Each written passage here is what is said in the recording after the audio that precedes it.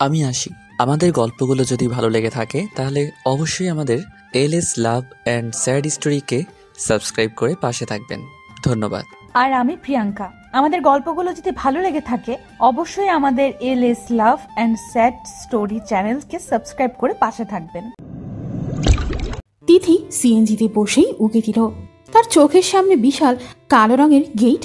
গেটটা এতই বিশাল যে ভেতরের কিছু দেখা তো ভালোই বোঝাও যাচ্ছে না।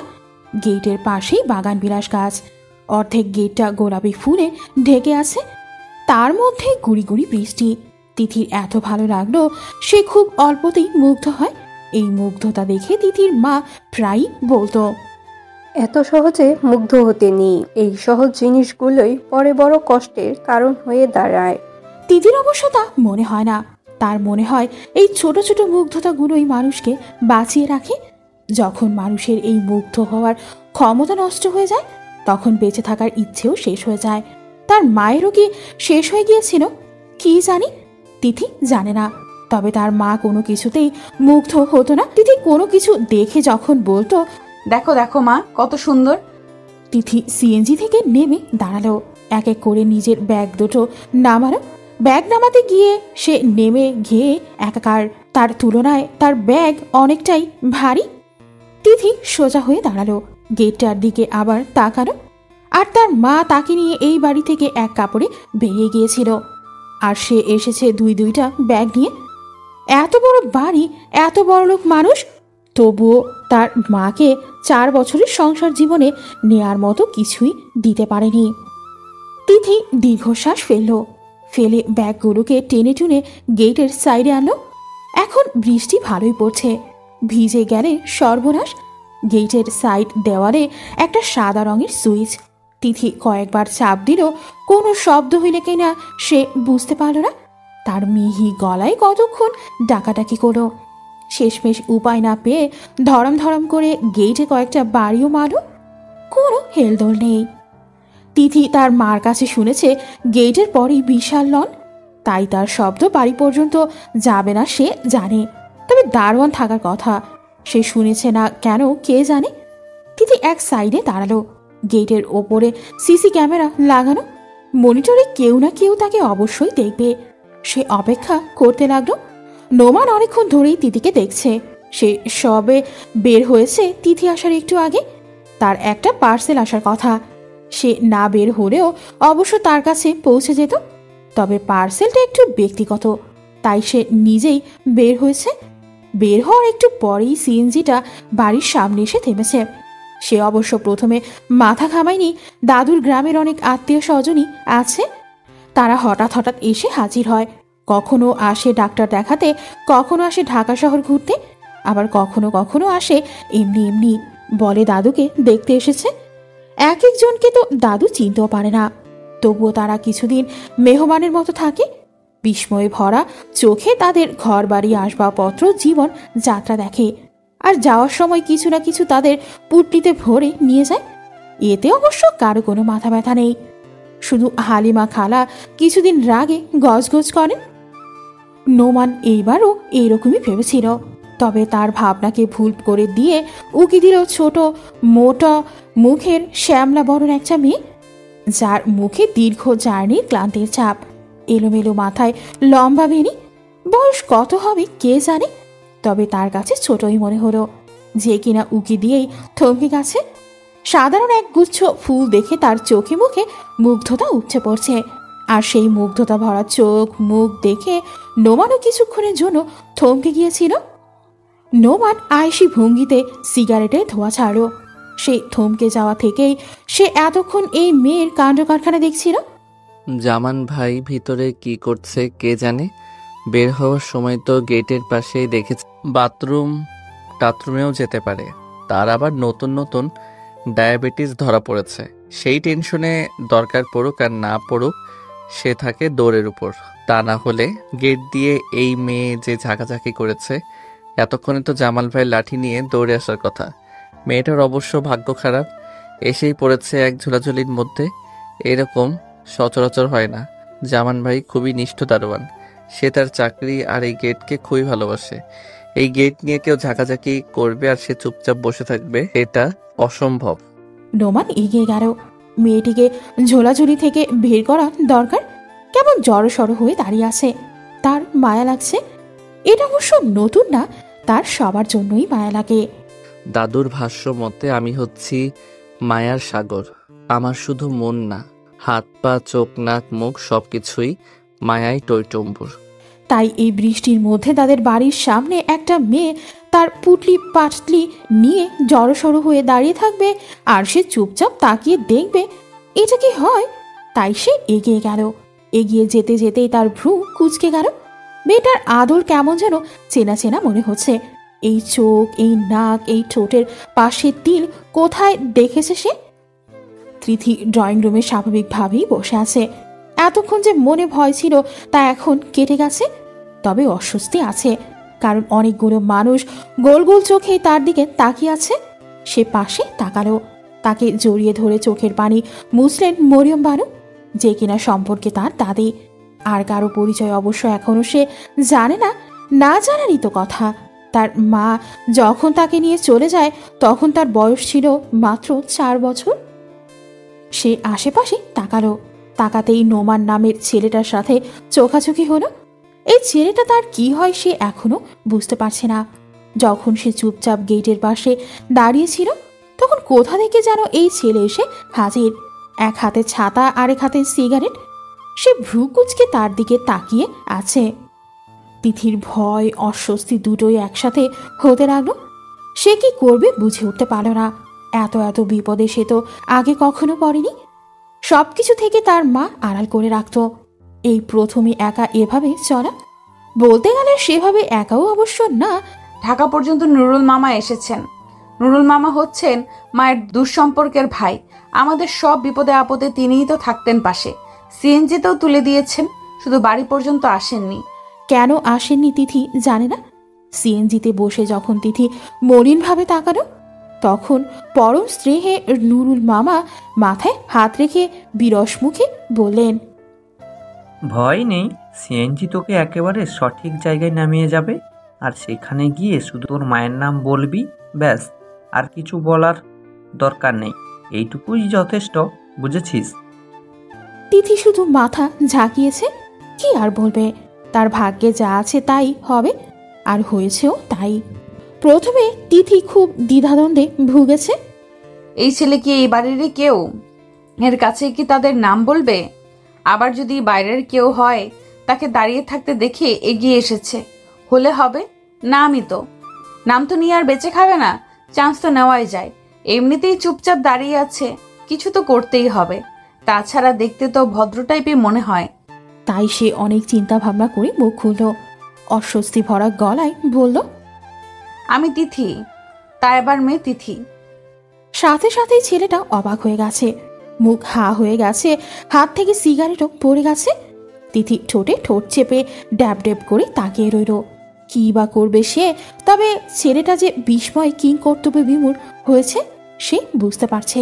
কিছুক্ষণের মধ্যেই ছেলেটা নড়ে উঠলে কিছু না বলে ঘুরে হন্তদন্ত হয়ে গেটে জোরে জোরে কয়েকটা লাথি মারল। আর তার সাথে সাথেই গেট খুলে গেল। গেট খুলতেই ছেলেটা এক প্রকার দৌড়ে ভেতরে চলে গেল। আর আমি হতবম্ব হয়ে দাঁড়িয়ে রইলাম। মনে মনে বললাম, কি হলো? শুধু আমি না, হতবম্ব হয়ে দাঁড়িয়েছিল আরো একজন। সে সম্ভবত দারোয়ান, তার হাতে মোটা এক লাঠি। তাকে দেখে আমার প্রথম যে কথাটা মনে করতে ইচ্ছে হলো তা হলো, এই বাসায় কি এইভাবেই গেট খোলার নিয়ম, নাকি আজকে আমাকে দেখে স্পেশাল ট্রিক অ্যাপ্লাই করা হয়েছে? তিথি হতভম্ব হয়ে বসে আছে, সাথে একটু লজ্জাও লাগছে। ছি, মানুষ যে এত নির্লজ্জ কিভাবে হয় সে বুঝতে পারে না। সকালে তার ঘুম ভেঙেছে পাখির কিচিরমিচির শব্দে। ঘুম ভেঙেই সে অবাক, ঢাকা শহর আর পাখি। তার ঘুম ভাঙা উচিত ছিল কাকের কাকা শব্দে। অবশ্য এটা অভিজাত এলাকা, তবুও সে শব্দের খোঁজে বারান্দায় আসত। এই বাড়ি বিশাল জায়গা নিয়ে করা, বারান্দাও করা হয়েছে মন মতো করে। বারান্দায় আসতেই তার মুখ হা আর চোখ ছানা বানা। বাড়ির পেছনে কয়েকটা বড় বড় পাখির খাঁচা, তার মধ্যে হরেক রকমের পাখি। তিথি মুগ্ধে বাক্য হারা হয়ে গেল। তার কাছে গিয়ে দেখতে ইচ্ছে হলো। সে তাড়াতাড়ি নিচে যাওয়ার জন্য ঘুরতেই ঝটকা খেলো। তার পাশের বারান্দায় নোমান দাঁড়িয়ে আছে। সে তার বড় চাচার ছেলে। তার এক হাতে সিগারেট, আরেক হাতে পেন্টিং ব্রাশ। মনোযোগ দিয়ে কিছু আঁকতে চেষ্টা করছে। করুক, এটা কোনো সমস্যা না। সমস্যা হলো এইভাবে ন্যাংটো হয়ে আঁকার মানে কি? এভাবে কি কোনো বিশেষ ছবি আঁকা যায়? কি জানি, বড়লোকের বড় বড় কাজ কারবার। তবুও এইরকম একটা ছোট্ট তোয়ালেতে সিরিয়াসলি, তাও যেটা কিনা উপর থেকে বিপদসীমার নিচে আর নিচ থেকে বিপদসীমার উপরে। নিজেরও তো একটা স্বস্তি আছে নাকি? এত টাকা পয়সা তোয়ালে কিনবে শাড়ির সমান সমান, তা না, কিনেছে রুমালের মতো। ছি! সে ধীরে ধীরে কেটে পড়তে চাইলো আর মনে মনে আল্লাহ আল্লাহ করলো। এই ছেলে যেন না দেখে, দেখলে সে লজ্জায় শেষ। এদের না থাক, তার তো আছে। ছি ছি! তিথি রুমে এসে সে হাফ ছেড়ে বাসত। আল্লাহর কাছে শুক্রিয়া জানালো। এই বাসায় আরো কত কিছু দেখতে হবে কে জানে। কালকে রাতেও দেখলো। খাবার টেবিলে যখন সে সবার সাথে পরিচয় হলো, তখন দেখলো নিধি নামের মেয়েটাকে, যে কিনা বড় চাচার ছোট মেয়ে। সে খেতে এসেছে লেগিংস আর হাতা কাটা টপস জাতীয় কিছু পরে। তার এত লজ্জা লাগলো। খাবার টেবিলে তখন বড় চাচা, ছোট চাচা, নোমান সবাই ছিল। এরা এতে অভ্যস্ত। এদের মহলে হয়তো এগুলো সহজ ব্যাপার, কিন্তু সে তো না। আচ্ছা, সে যদি এখানেই বেড়ে উঠত, সেও কি এমন নির্লজ্জ হতো? নাকি তার মা এখানেও সব সময়ের মতো তাকে আগলে রাখতো? হয়তো রাখতো। তিথি মন খারাপ করে খাটে বসত। তার স্থান হয়েছে বিলাসবহুল একটা রুমে, যেই রুমে বিলাসিতার ছড়াছড়ি। তবুও সে তার শান্তি লাগছে না।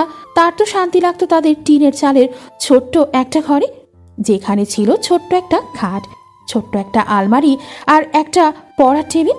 তবুও কি যে শান্তি! এই শান্তি কি বাবা নামের মানুষটা দিতে পারবে? বাবা, হ্যাঁ বাবা। এই মানুষটাকে তিথি এখনো দেখেনি। দেখার ইচ্ছে আছে এমনও না। তার মা তো কখনো তাকে বেঁধে রাখেনি। জ্ঞান হওয়ার পরে তার মা তাকে সবই বলেছে, আর সাথে এও বলেছে, তুমি যদি বাবার কাছে যেতে চাও যেতে পারো, কোনো বাধা নেই। সে আসেনি, কেন আসবে? বাবার জীবন কি সত্যিই তাদের প্রয়োজন ছিল? দরজার টোকার শব্দে আমার ধ্যান ভাঙল। হালিমা খালা ডাকছেন। তিনি হচ্ছেন কাজের লোকের হেড। কণ্ঠে মধু মেখে বলছেন, আম্মা ওঠেন, অনেক বেলা হয়েছে, নাস্তা করবেন না? আপনার আব্বা আইছে, তিনি আপনার জন্য বসে আছে, দেখা করবেন না? তিথি উত্তর দিল না, তবে হাসলো। কাজের লোকেরা অতি সহজেই বুঝে যায় তার কদর কতটুকু। এই যে হালিমা খালা একদিনেই বুঝে গেছে, এই সিধে সাদা মলিন কামিজ পরা মেয়েটা যেন তেন না, এই বাড়ির মেজো ছেলে মাহবুবের মেয়ে, বিশিষ্ট ব্যবসায়ী মাহবুব আহমেদের একমাত্র মেয়ে, যে কিনা একাই আহমেদ গ্রুপ অফ ইন্ডাস্ট্রিকে টেনে এই পর্যন্ত এনেছেন। আর তার টাকাই সবাই গা ভাসিয়ে বিলাসিতায় সাঁতার কাটছে।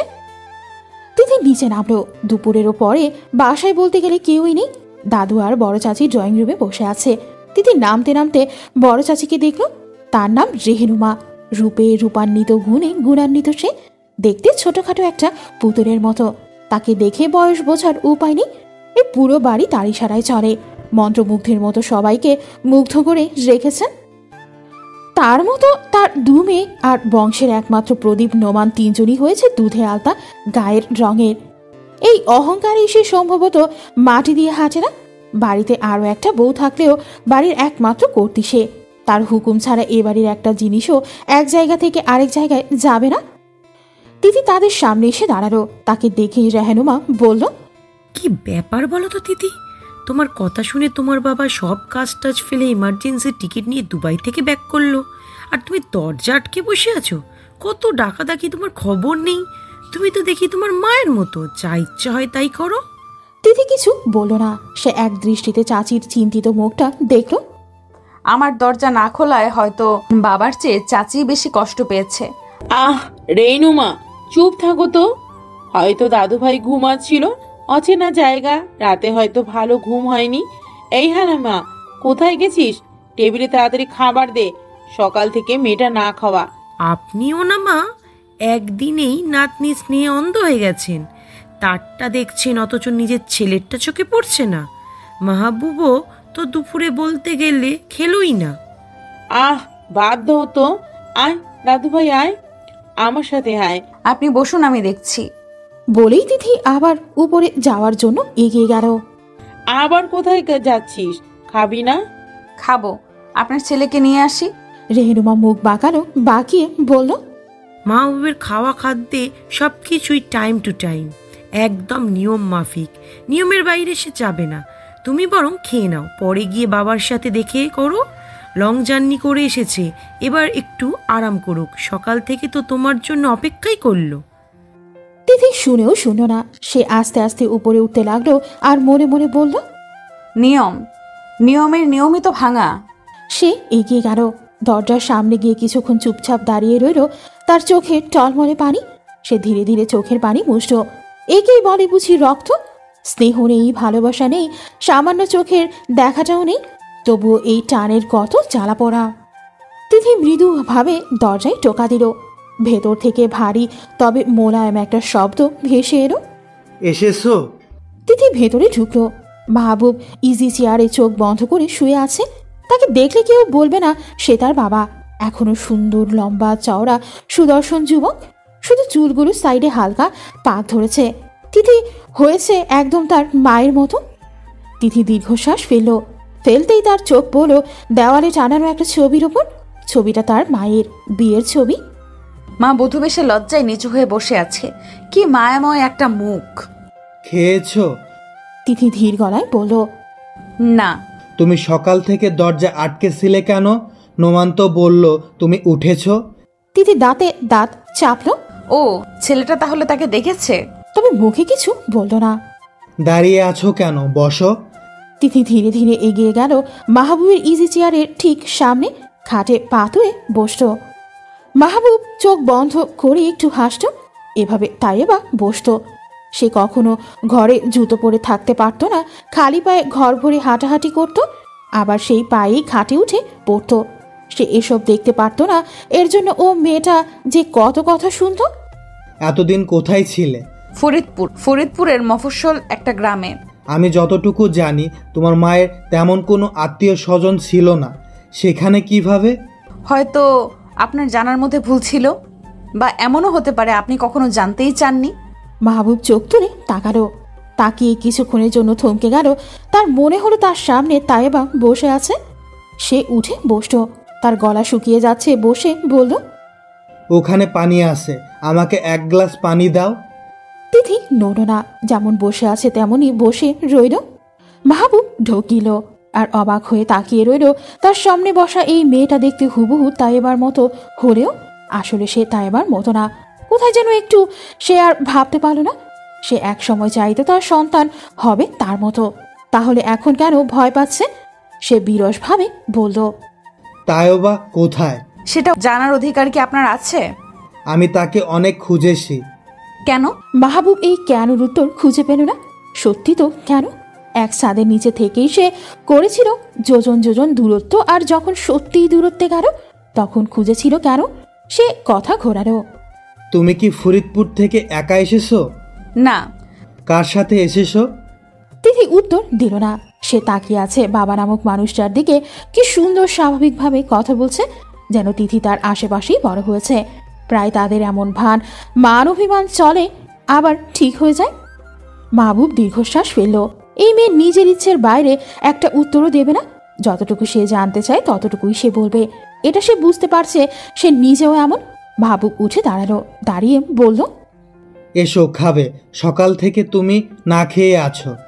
তিথি নির্বিকার ভাবে বলল, আমি এখানেই খাবো, এই রুমে, এই খাটে, এবং আপনিও আমার সাথে খাবেন। মাহবুব কিছুক্ষণ নীরবে তাকিয়ে রইল। তাইবাও বিয়ের পর এরকম বাহানা করত, তবে তার বাহানা কখনো গ্রহণযোগ্য হয়নি। মাহবুব বাইরে বেরিয়ে আসতো। এসে উপর থেকে চেঁচিয়ে বলল, হালিমা, হালিমা। হালিমা দৌড়ে এলো। তার হাত পা কাঁপছে। ম্যাজুসারের কণ্ঠ এই বাড়ির কোনো দেয়ালে শুনেছি কিনা সন্দেহ। আর আজ কি হলো? আমার আর তিথির খাবার রুমে নিয়ে এসো। তিথি রুমে বসে মুচকে হাসতো। আর এদিকে মরিয়ম বানু অবাক হলেন, আর রেহেনুমা স্তব্ধ হয়ে বসে রইল। তার মনে হলো তাইবা ফিরে এসেছে আর তাকে দিকেই তাকিয়ে মুচকি হাসছে। নোমান নিচে নামতেই তার অধৈর্যরা প্রসারিত হলো। তার মনে হচ্ছে তাদের এই বোরিং মার্কা বাড়িতে একটা প্রজাপতির আগমন হয়েছে।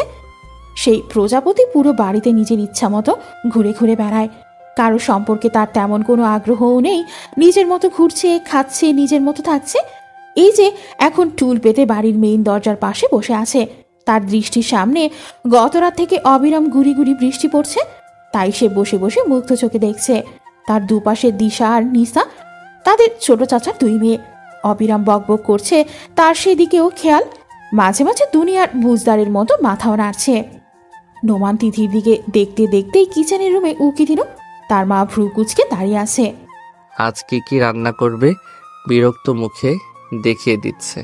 হালিমা খালার মুখ ভার, নিশ্চয়ই মা রাগারাগি করেছে। নোমান হাসল। ওর মার রাগের কারণ নোমান কিছুটা হলেও বুঝতে পারছে। মার একটা বাজে স্বভাব হচ্ছে, সে সবকিছু নিজের মতো চায়। এই বাড়িতে সবাই যে যার মতো থাকে, আর ওই যে যার মতো থাকাতেও তার ইচ্ছা থাকা চাই, আর চলছেও এভাবে। এই বাড়িতে যাই হোক, যাই ঘটুক, শেষ হবে মা যেমনটা চাইবে সেভাবেই। তবে আমার ক্ষেত্রে একটু ভিন্ন। একমাত্র ছেলে হওয়ার সুবাদে সব কিছু থেকে অনেকটাই ছাড়। তবে আজকাল একটা জিনিস মা নিজের মতো করতে পারছে না, তা হলো তিথির আগমনটাই হয়েছে হঠাৎ বৃষ্টির মতো, যেটা মা হজম করতে পারছে না, আবার কিছু বলতেও পারছে না। তিথি আছে নিজের মতো, এই যে দরজার সামনে বসে আছে, এটা মার সহ্য হওয়ার কথা না। কারণ মার কাছে এটা শোভনীয় না, এটা এইভাবে না, এটা করবে না, ওইটা করবে না, করতে করতে মা সবাইকে রোবট বানিয়ে ফেলেছে। এই যে এই বাসায় এতগুলো মানুষ, তবুও এই বাসায় হইচই হই হুল্লা হবে না। সন্ধ্যাবেলা হাসি তামাশার শব্দ শোনা যাবে না। সবাই যে যার মতো থাকছে, সেই থাকার মধ্যেও আছে মার কঠোর নিয়ম। নোমান দীর্ঘশ্বাস ফেলল। তিথিকে মা শক্তভাবে কিছু বলতে পারছে না, কারণ তিথি এমন একজন যাকে নাড়াতে চাইলে তার সাজানো গোছানো রাজত্ব নড়ে যেতে পারে। কারণ এই রাজত্ব তৈরিতে একমাত্র অবদান মেজো চাচার।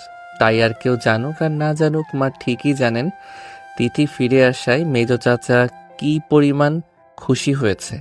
আর মেজো চাচা তার নিজের কোনো কিছুতে হস্তক্ষেপ একেবারেই পছন্দ করে না, তাই তার মেজাজ খারাপ। তবে অবশ্য বেশি দিন এভাবে মা চলতে দেবে না, তিনি কিছু না কিছু অবশ্যই করবেন। কিরে, এইভাবে এখানে দাঁড়িয়ে আছিস কেন? কফি লাগবে মা? 2 কাপ কফি শোয়েব ভাইয়ার রুমে পাঠিয়ে দাও তো, আমি সেখানেই আছি। বলেই নোমান তাড়াতাড়ি চলে এলো। সে এখন তার মায়ের সাথে কথা বলতে চাচ্ছে না। কথা বলে অফিস কেন যায়নি জানতে চাইবে। সে কেন যায়নি তার নিজেই জানে না, মাকে কি বলবে। সে এগিয়ে যেতে যেতে আবার তিথির দিকে তাকালো। মেয়েটা এখন হাত নেড়ে নেড়ে দিশা নিশাকে কিছু একটা বলছে। দিশা নিশা মন দিয়ে শুনছে। যাক, তাদের একটা ভালোই সঙ্গী হয়েছে। নোমান সিঁড়ি ভেঙে এগিয়ে গেল। সে এখন যাবে তার শোয়েব ভাইয়ের রুমে। শোয়েব ভাই তাদের রক্তের কোনো ভাইটাই না, তার বাবার বন্ধুর ছেলে।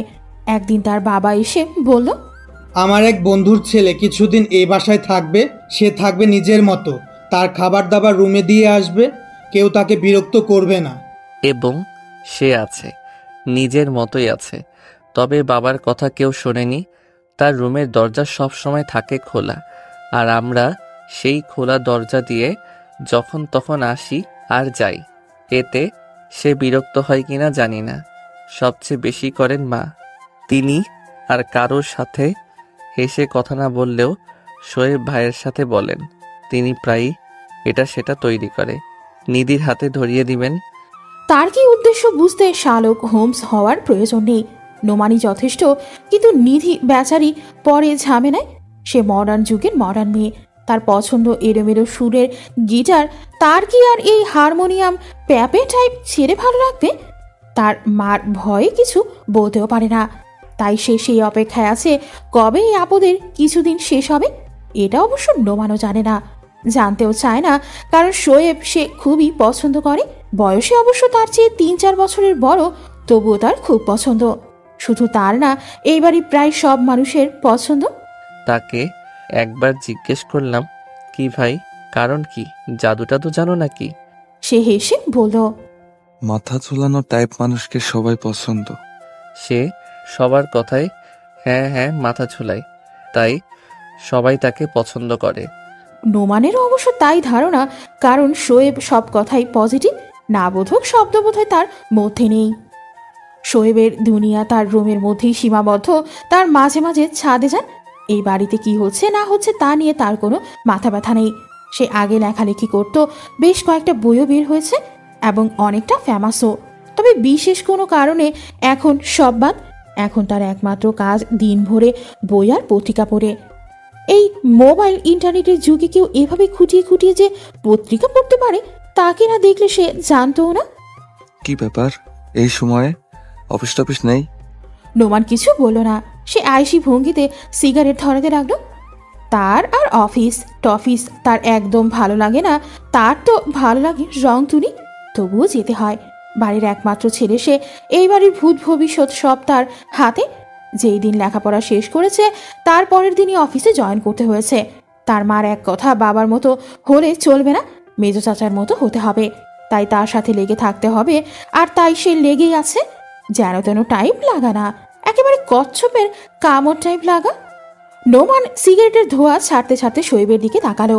সে খাটে হেলান দিয়ে বসে আছে, তার হাতে বই, এতক্ষণ সম্ভবত পড়ছিল।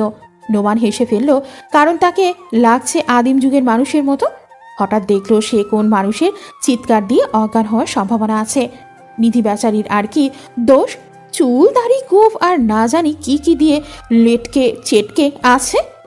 কাজের লোক কফি রেখে গেছে। শোয়েব বই রেখে কফির মগ হাতে নিয়ে বলল, হাসছো কেন? আমাদের বাসায় তিথি নামের একটা প্রজাপতি এসেছে, শুনেছ? শোয়েব নির্বিকার ভাবে বলল, শুনেছি, দিশানিশা বলল। সে যা দেখে তাতেই মুগ্ধ হয়ে যায়, হাঁ করে তাকিয়ে থাকে। আমার ইচ্ছা সে তোমাকে দেখুক, দেখে তার কি রিয়াকশন হয় আমার খুব জানতে ইচ্ছে করছে। জানতে ইচ্ছা করলে নিয়ে এসো, আমিও দেখি হালচাল কি। দিশানিশা তো গুনগান করতে করতে মুখে ফেনা তুলে ফেলছে, মাথার চুলই নাকি 3 হাত। নোমান হাসত, হেসে সোফায় শুয়ে পড়ল, চোখ বন্ধ করে বলল, এইভাবে না, দেখা হতে হবে হঠাৎ। হঠাৎ দেখার মধ্যে একটা ব্যাপার আছে। শোয়েব কিছু বলল না, উঠে দাঁড়ালো। তার পরনে সাদা ঢুলাঢালা পায়জামা আর গেঞ্জি, আর সেই ঢুলাঢালা পায়জামা আর গেঞ্জি তার পেশিবহুল শরীরকে আড়াল করতে পারেনি।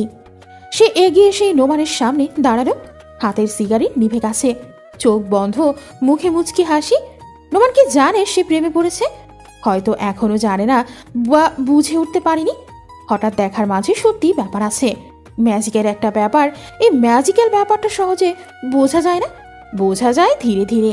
আর এই ধীরে ধীরে সময়টা হবে জীবনের সবচেয়ে সুন্দর সময়, প্রেমে পড়ার সময়। এই প্রেমের প্রাপ্তি হোক বা না হোক, এই সময়গুলো হবে জীবনের সবচেয়ে মূল্যবান সময়। শোয়েব বারান্দার দিকে এগিয়ে গেল। এই বাড়ির সব কয়টা রুম পড়েছে পেছনের দিকে, বারান্দাও পেছনে, শুধু তার রুমের বারান্দাটা সামনে, কারণ তার রুমটা পড়েছে একদম কর্নার সাইডে।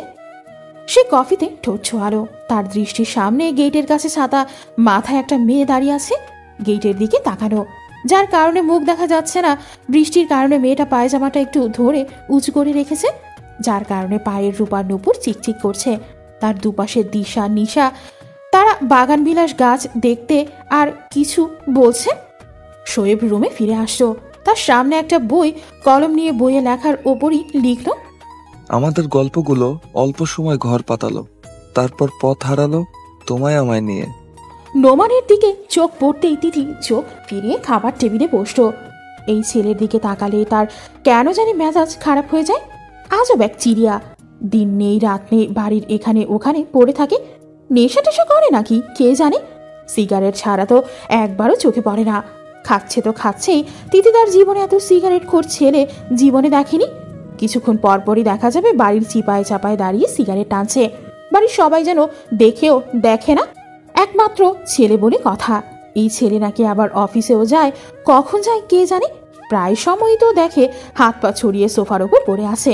মাঝে মাঝে দেখে তো তিথির সন্দেহই হয় বেঁচে আছে তো।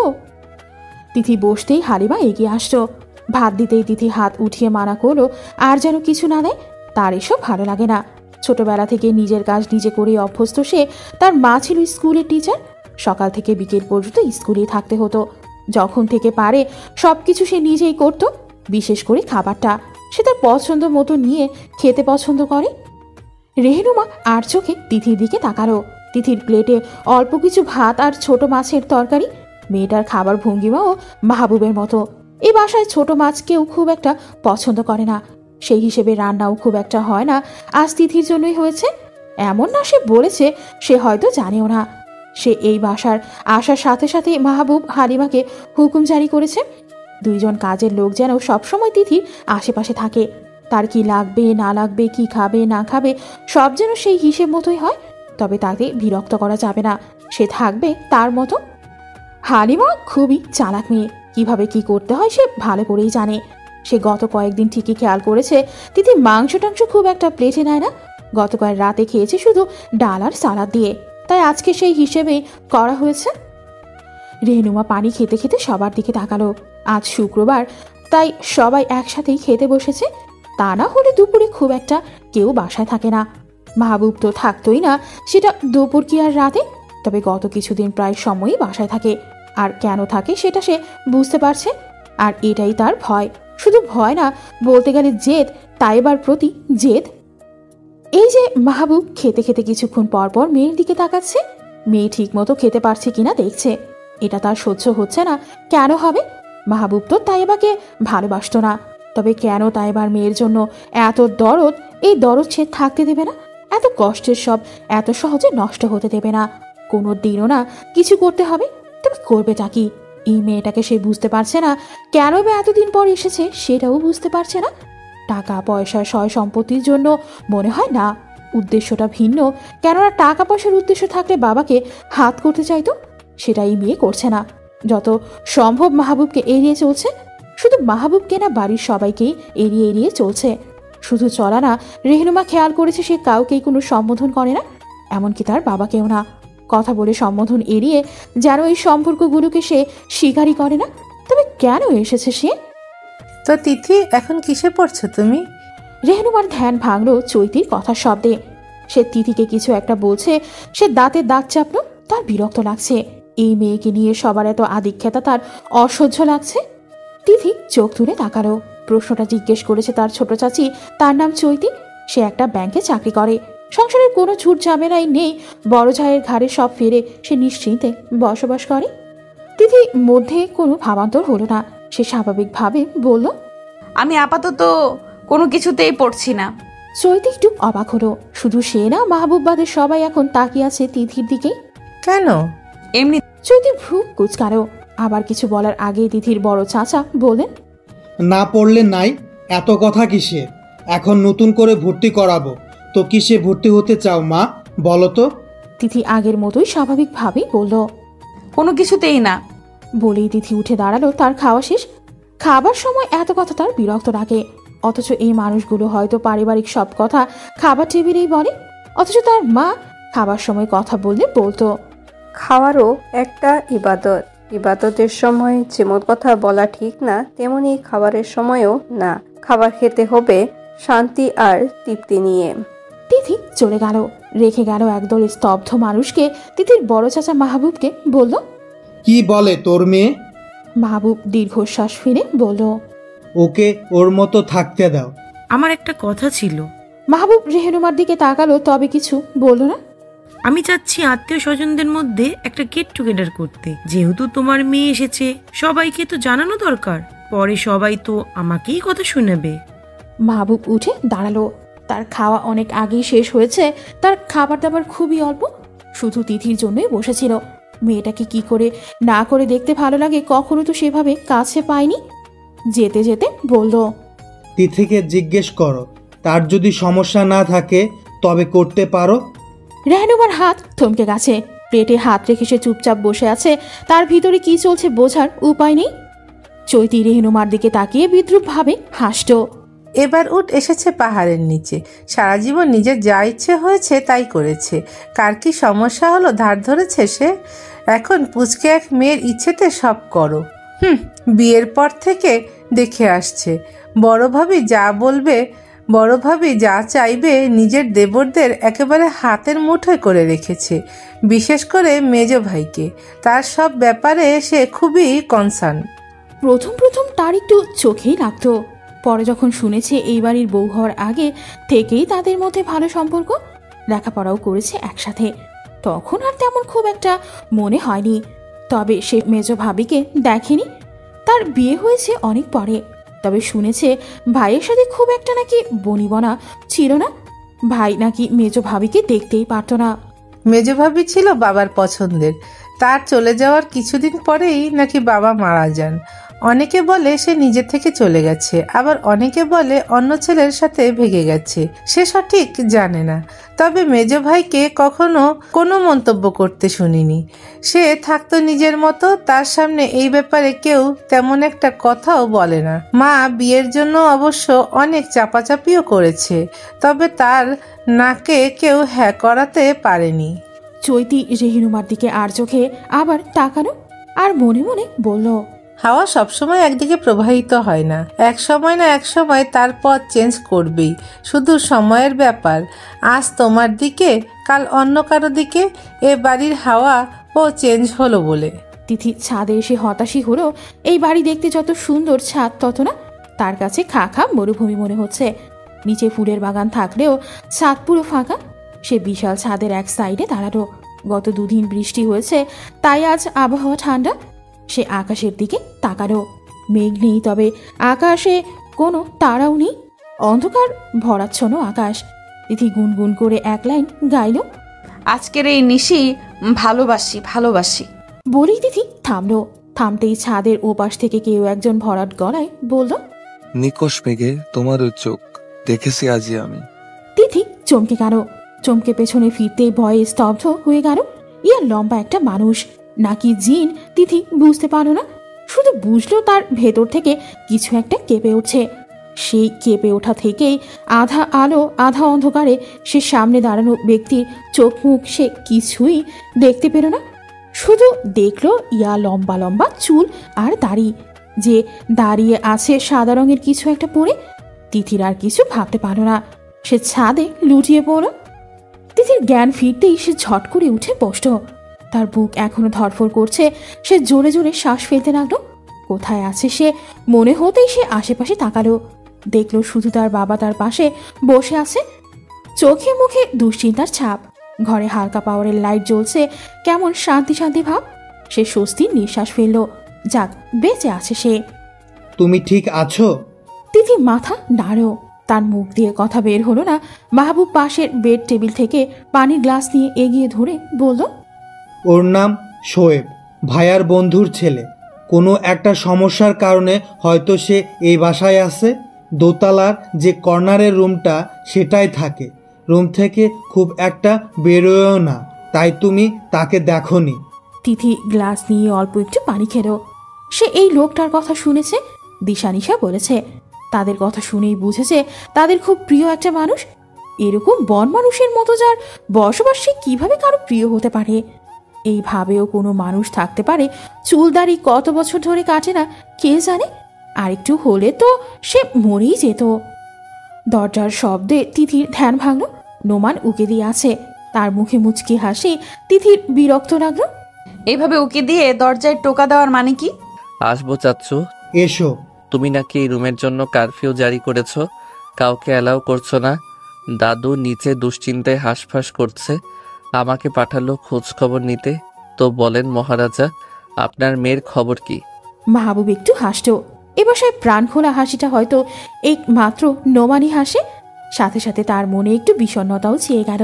তার মেয়ে, হ্যাঁ তার মেয়ে, এই মেয়েটাই তার একমাত্র অংশ। এই কথাটা মনে হলেই কেমন শান্তি লাগে। অথচ মেয়েটা যে আমার সব জেনেও তা এবার প্রমাণ দিতে হয়েছিল। নোমান হাসত। মাহবুব হেসে বলল, হা হা। তো তিথি প্রজাপতির কি খবর, জ্ঞান ফিরেছে? ফিরেছে, তবে খুব ভয় পেয়েছে। প্রজাপতি তো এই কারণে স্পর্শ করতে গেলে ভয়ে উড়ে যাবে, মুগ্ধতায় কাচের বোতলে ধরে রাখতে চাইলে ছটফটিয়ে মরে যাবে, আর ভালোবেসে তার দিকে হাত বাড়ালে নিজে থেকে এসেই ধরা দিবে। নোমান শোয়েবের দিকে তাকালো।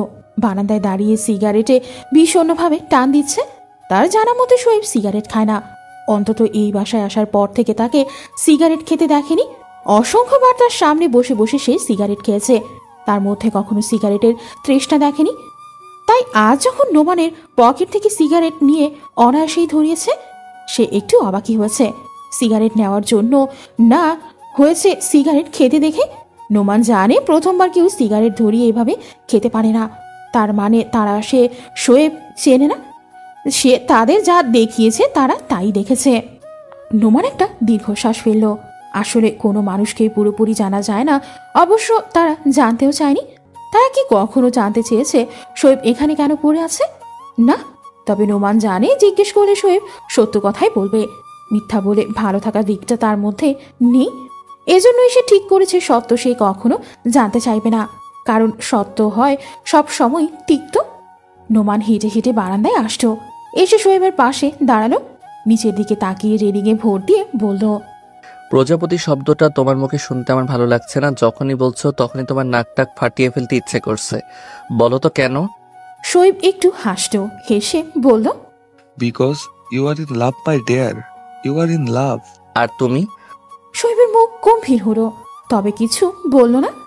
নোমান একটু হাসতো, হেসে সিগারেটের প্যাকেটটা রেলিংয়ের উপর রেখে বলল, হঠাৎ জিনিসটাই সত্যি একটা ব্যাপার আছে, সত্যি আছে। এই যে এই পাথরকেও হেলিয়ে ফেলেছে। বলেই সে বেরিয়ে গেল। শোয়েব দীর্ঘশ্বাস ফেলে রুমে আসতো, এসে ড্রয়ার থেকে মোবাইল বের করলো। সে বলতে গেলে এখন মোবাইল ব্যবহারই করে না, অবশ্য বলতে গেলে প্রয়োজনে পড়ে না। সে একজনকে কল করলো, রিসিভ হতেই সে এইটুকুই বলতো, একজনের নাম ঠিকানা বলছি, ডিটেলস বের করো। তিথি হালিমার দিকে তাকালো, তার হাতে কয়েকটা শপিং ব্যাগ। সে এসেছে এগুলো তিথিকে দিতে। আজ বাসায় ছোটখাটো একটা ফ্যামিলি গেট টুগেদার রেখেছে রেহনুমা। সকাল থেকে তারই আয়োজন চলছে, অনেকে হয়তো এসেও গেছে। ব্যাগ নিয়ে তিথির কোনো আগ্রহ দেখা গেল না। সে বারান্দার দিকে এগিয়ে গেল। পাখির খাঁচার সামনে একটা মেয়ে দাঁড়িয়ে, দেখতে খুবই সুন্দর। সে হালিমার দিকে তাকিয়ে বলল, এটা কে? হালিমা হেসে বলল, নিশি আম্মা, আপনার বড় চাচা বড় মেয়ে এই কিছুক্ষণ আগেই আসছে। এই পাখিগুলো তো ছোটবেলা থেকেই পাখির খুব শখ। তার এক জন্মদিনে বড় ম্যাডাম এই খাঁচাগুলো বানায় তারে গিফট দিছিল। তিথি আর কিছু বলল না। হালিমা ব্যাগ রেখে চলে গেল। সে এক দৃষ্টিতে মেয়েটার দিকে তাকিয়ে রইল। তার কেন জানি মনে হচ্ছে মেয়েটা কাঁদছে। সিগারেটের কটু গন্ধে সে পাশে তাকালো। গ্রিলে হেলান দিয়ে নোমান দাঁড়িয়ে আছে, দৃষ্টি তার দিকেই। তিথি মনে মনে নিঃশ্বাস ফেলল। এই এক বান্দা, যার দিন দুনিয়ার কোনো হুঁশ নেই। তিথি চলে যেতে চাইল, কিন্তু থামলো নোমানের কথায়। আমাকে দেখতে নিশ্চয়ই ভূতের মতো লাগে না যে দেখলেই পালিয়ে যেতে হবে? তিথির মধ্যে কোনো ভাবান্তর হলো না। সে দাঁড়িয়ে স্বাভাবিকভাবেই বলল, তো কি নিজেকে হিরো ভাবেন যে দেখলেই সবাই গদগদ হয়ে গলে যেতে থাকবে? এতদিন তো তাই ভাবতাম, তবে এখন একটু সন্দেহ হচ্ছে। তিথি আর চোখে নিচে তাকালো। মেয়েটা চলে যাচ্ছে, হাঁটছেও ভীষণভাবে। সে আবার নোমানের দিকে তাকিয়ে বলল, কেন ঘরে আয়না নেই? নোমান একটু হাসতো, হেসে এগিয়ে এলো, একেবারে গ্রিলের কাছাকাছি দাঁড়ালো তিথির একদম বরাবর। তিথির চোখের দিকে তাকিয়ে বলল, না নেই, তাই তো সামনে পড়লেই দাঁড়িয়ে যাই, ঘুরে ফিরে দেখি কেমন লাগে নিজেকে এই আয়নায়। তিথি কিছু বলল না। সে গাধারা এই ছেলে যে তাকে দেখেই প্রেমে পড়েছে সে প্রথম দিনই বুঝেছে। সে মনে মনে বিদ্রুপের হাসি হাসত, আর ওপরে তার ভাষা ভাষা চোখে তাকিয়ে রইল। নোমান একটু ঝুঁকে ফিস ফিস করে বলল, তুমি চাই না, কেমন দেখলে আমায়? তিথিও একটু ঝুঁকে ফিস ফিস করে বলল, সত্য সহ্য হবে তো মিস্টার ননির পুতুল? বলেই দেখো। তিথি কিছুক্ষণ তাকিয়ে রইল, তার ঠোঁটের কোণে বাঁকা হাসি। সে ঘুরে বারান্দার দিকে থেকে যেতে যেতে বলল, অবশ্যই বলবো, বলতেই তো এসেছি। তিথি চলে গেছে। নোমান দাঁড়িয়ে রইল, চোখ বন্ধ করে নিঃশ্বাস নিল। বাতাসে মিষ্টি একটা ঘ্রাণ। তিথি আশেপাশে থাকলেই এই ঘ্রাণটা তার নাকে লাগে। এই মেয়েটা হয়তো জানেও না, সে আশেপাশে থাকলে এই যে তার অতি প্রিয় সিগারেট, এটাও বিষাদ লাগে। মাহবুব নিচে আসতেও অনেকটা সময় পরে। ছেলেরা সবাই দুতলায় বসেছিল, তাই সে নিচে আসতে পারেনি। এমনিতেই সবার সাথে তার খুব একটা দেখা হয় না, তাই সবার সাথে কথা বলতে বলতে অনেকটা সময় পেরিয়ে গেছে। সে আশেপাশে তাকালো, কোথাও তিথিকে দেখলো না। দেখলো রেহনুমাকে। সে সব সময়ের মতো মধ্যমণি হয়ে বসে আছে। সে দীর্ঘশ্বাস ফেললো। সে এসেছিল তিথির জন্য। এত মানুষের মধ্যে অস্বস্তিতে পড়েছে কিনা কে জানে। সে আবার ওপরে যেতে লাগলো, দাঁড়ালো রাইসার ডাকে। রাইসা রেহানুমার বোন, তার পাশেই তার এক কাজিন। কেমন আছেন মাহবুব ভাই? ভালো, তোমাদের কি খবর? আর আমাদের খবর যা, তবুও জিজ্ঞেস করলেন। আমি তো ভেবেছি এসে আমাদের ঘাট ধাক্কা দিয়ে বের করে দেন কিনা কে জানে, যেভাবে গেল। মাহবুব একটু অবাক হলো আর বলল, কে? কে আবার? আপনাদের আদরের মেয়ে। আরে ভাই, এতদিন পর এসেছো, সবার তো কৌতূহল থাকবেই, তাই বলে এত রুট। সবাইকে অপমান করে চলে গেল। কেউ তো থাকতেই চাইছিল না। ভাগ্যিস আপা ছিল, কত কষ্টে ম্যানেজ করলো। রেহানুমা এগিয়ে এলো, রাইসার দিকে তাকিয়ে বলল, আহ রাইসা, কি বলছো? বাচ্চা মেয়ে, সে কি আমাদের সোসাইটির হাবভাব বুঝবে? না জানি কোথায় কিভাবে ছিল। তুমি যাও ওই দিকটা একটু দেখো, কারো কিছু লাগবে কি না। রাইসা চলে গেল। রেহানুমা মাহবুবের একটু কাছে এসে দীর্ঘশ্বাস ফেলে করুণভাবে বলল, তুমি জানো মাহবুব, এই ঘর, এই সংসার, এই মানুষগুলোর সম্মানের জন্য আমি সব ছেড়েছি, নিজেকে, নিজের ক্যারিয়ারকে এবং তোমাকেও। মাহবুব চোখ তুলে তাকালো, তবে কিছু বলল না। তার চোয়াল শক্ত হলো। রেহানুমা মনে মনে হাসত, হেসে বলল, আমি জানি তুমি দিদিকে নিয়ে খুব কনসার্ন, এবং অবশ্যই থাকবে। সে তোমার একমাত্র মেয়ে। তবে সে যেহেতু এখন এ বাসায় থাকছে, এ বাড়ি, এ বাড়ির মানুষ, বাড়ির সম্মানের কথা কিছুটা হলেও তাকে ভাবতে হবে, কিছুটা হলেও এই বাড়ির মানুষের মতো চলতে হবে।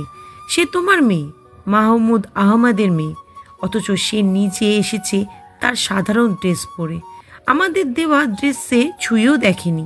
আর তার ব্যবহার, সেটা আর আমি তোমাকে বলতে চাইছি না মাহবুব। মাহবুব আর দাঁড়ালো না, সে ধীরে ধীরে উপরে উঠে গেল।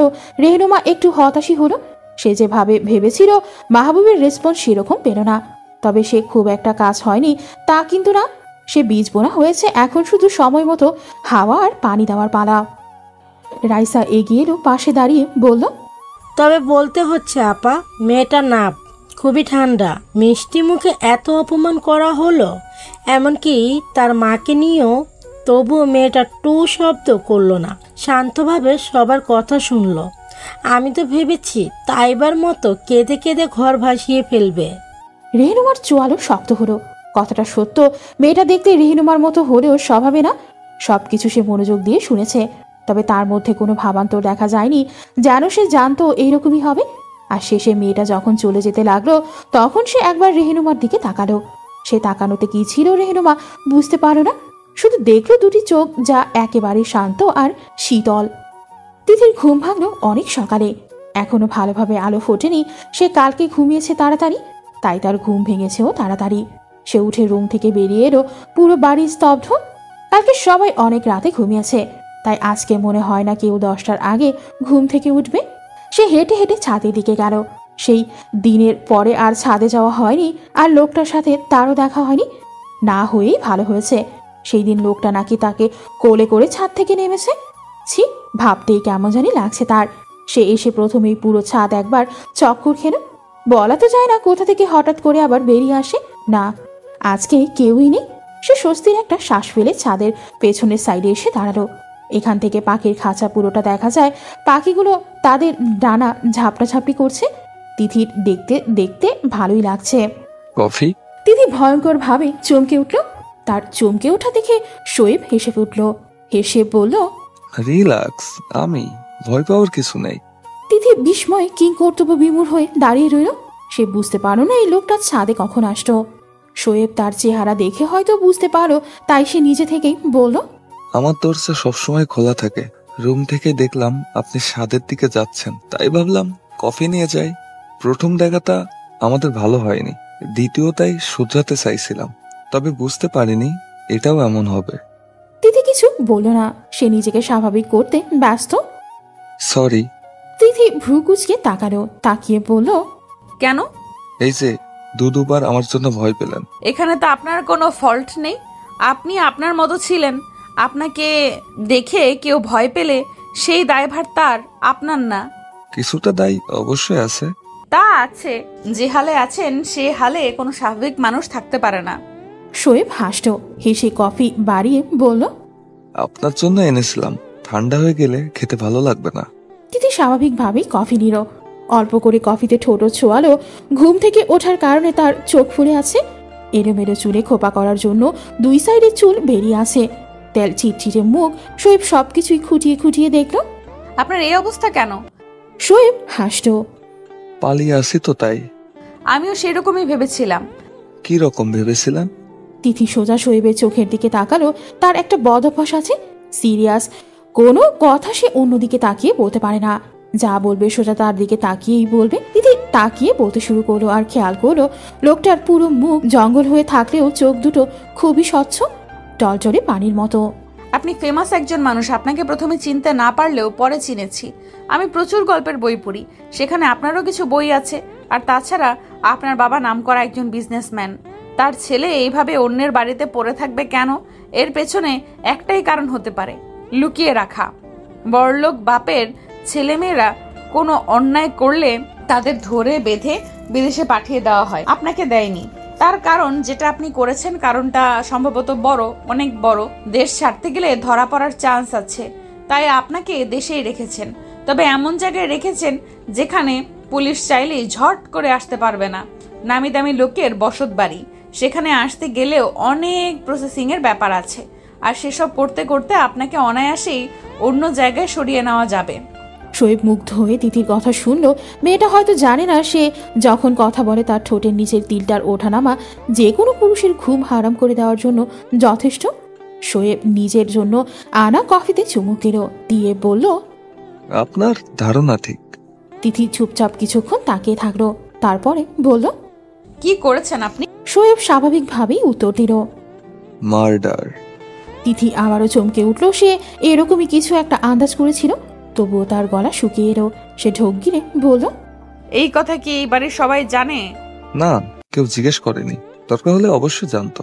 তিথি বড় একটা নিঃশ্বাস ফেলে বলল, জানলেও অবশ্য কিছু আসতো যেত না, আর আসে যায় না বলেই কেউ জিজ্ঞাসা করেনি। বড়লোক বাপের ছেলে মেয়েদের বড় বড় অপরাধ ছোট ছোট ভুলের মতো মনে হয়। তা হয়। আপনার ভয় করছে না? আমাকে বললেন, আমি তো এই বাড়ির মানুষদের মতো না। শোয়েব উচ্চস্বরে হেসে উঠল, হেসে বলল, আমি সত্য বলতে কখনো ভয় পাই না, সে যেই হোক। এটা আমার বাবা জানেন, আর জানেন বলেই তিনি আমাকে আটকে রেখেছেন। আমি চাইলেও এ বাড়ির বাইরে যেতে পারবো না, যে পর্যন্ত তিনি না চাইবেন। তিনি তার ছেলেকে বাঁচানোর সর্বোচ্চ চেষ্টা করছেন, তবে বেশি দিন সম্ভব হবে বলে মনে হয় না। আর রইলেন আপনি, যে নিজেই এসেছে কিছুদিনের জন্য, সে কেন অযথা ঝামেলা বাড়াতে চাইবে?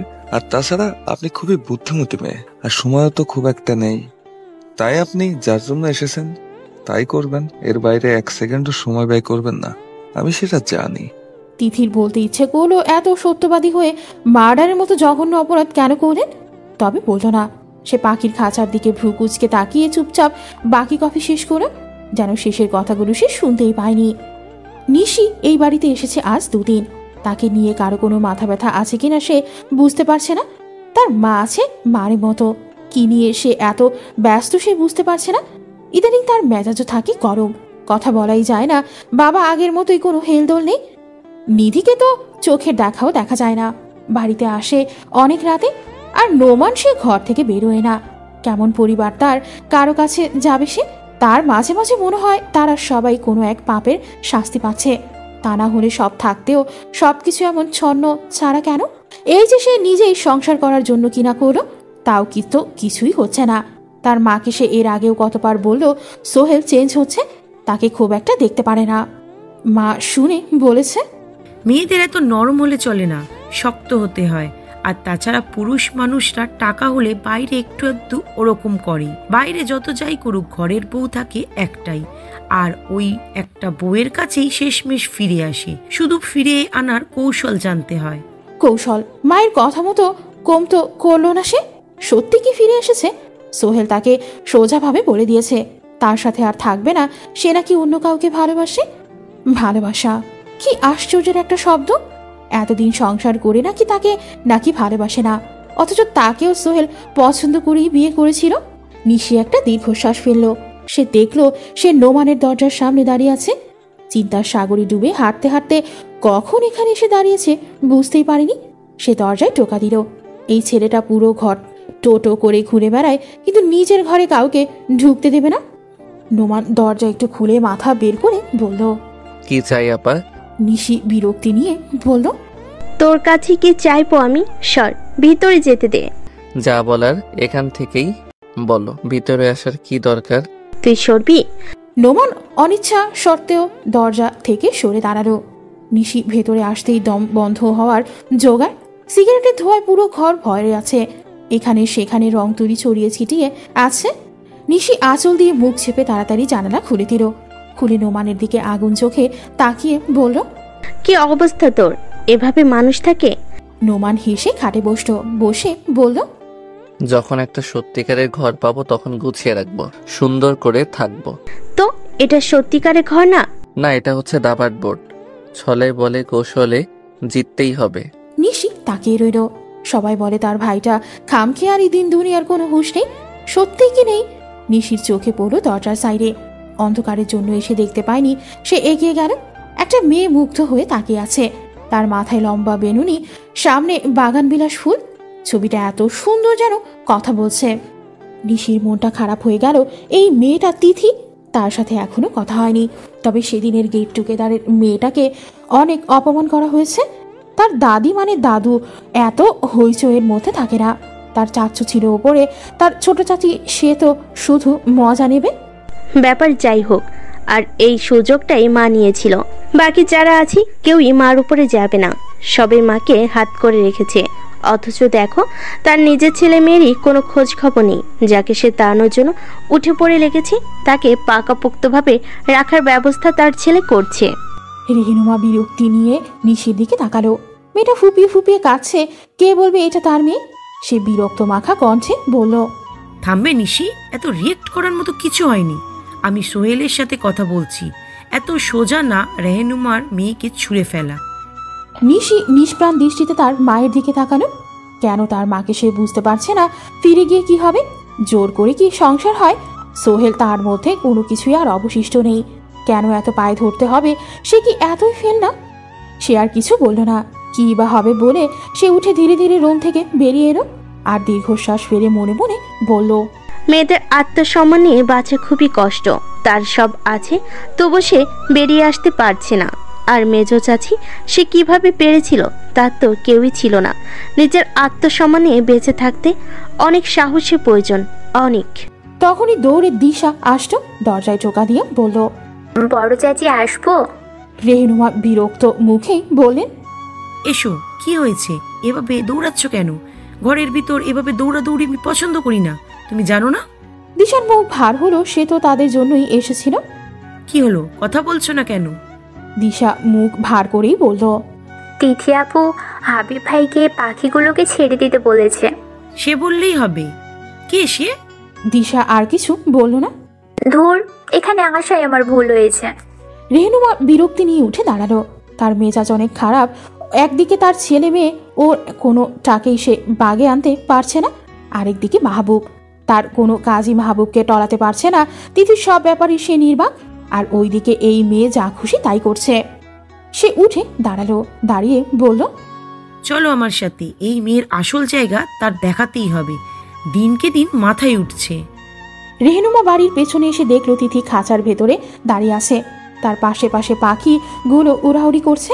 তার মেজাজ খারাপ হলো। কোন সাহসে মেয়েটা এটার ভেতরে গেছে? এটা তার মেয়ের। আর তার মেয়ের ছেলের কিংবা সংসারে কোনো কিছুতেই তার অনুমতি ছাড়া কেউ কিছু করলে তার সহ্য হয় না।